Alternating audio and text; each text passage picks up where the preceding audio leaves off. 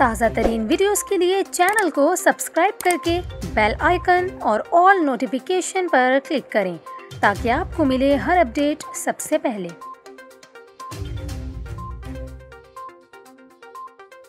अभी आपको बताएं कराची में मौसम सरमा की आमद के साथ ही महकमा मौसमियात ने अहम पेशगोई कर दी। आपको बताएं कि शहर में सर्दी की आमद होते ही दर्जा हरारत 15 डिग्री सेंटीग्रेड तक गिर गया, जबकि महकमा मौसमियात की जानिब से शहर कायद के लिए अहम पेशगोई की गई है। आपको बताएं कि महकमा मौसमियात की जानिब से बयान में कहा गया है कि शहर का मौजूदा दर्जा हरारत 15 डिग्री सेंटीग्रेड है और शहर में 7 किलोमीटर फी घंटा की रफ्तार से हवाएं चल रही हैं।